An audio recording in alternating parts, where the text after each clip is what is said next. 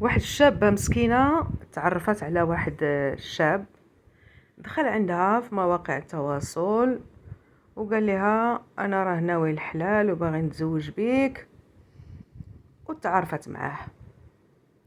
كتعاود في القناة اللي كدير لنا اللايفات مع هاد الضحايا هادو بانها كانت كتهضر معاه 4 شهور 4 شهور وهي تتهضر معاه، وقال لها بغيتك ديري الخمار وما بغيتش انايا امراه مسترجله، زعما ما باغيش امراه دايره بحال الراجل.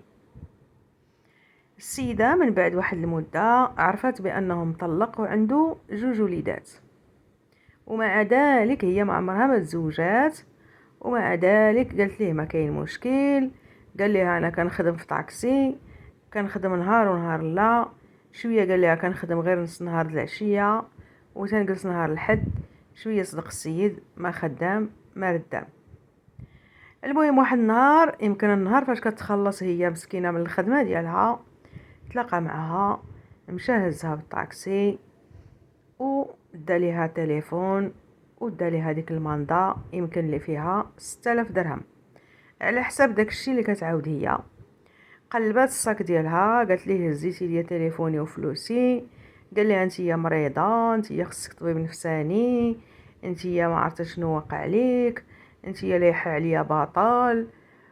المهم البنت مسكينه تصدمات، مشات لقاتو بلوكاها في جميع المواقع ديال التواصل الاجتماعي، في الواتساب، في اي بلاصه.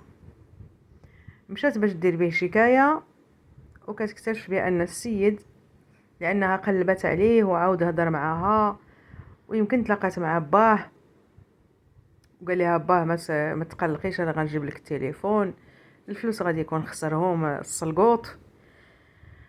ايوا صراحه البنت مسكينه دارت مجهود، ولكن دارت به شكايه واكتشفت العجب العجاب. اكتشفت بان باه مدخلو للحبس شهر، ما عرفتش داير ليه، غادي يكون شافرو ولا ضاربو.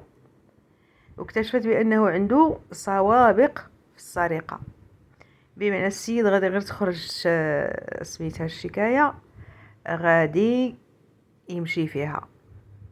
انا ما كنفهمش اختي، انا ما كنفهمش، راه لاباس عليك ملي ما داكش يحيد لك شي كلوه ويمشي يبيعها يا اختي. ومالكم كتيقوا على اللي قال لكم بغيت الحلال والزواج وتموا غاديين تلاقاو معاه 4 شهور و5 شهور و6 شهور، وتي عمرك ما تزوجتي وغادا تزوجي بواحد مطلق وعنده 2 ولاد. شيط عليك راسك، لا اله الا الله.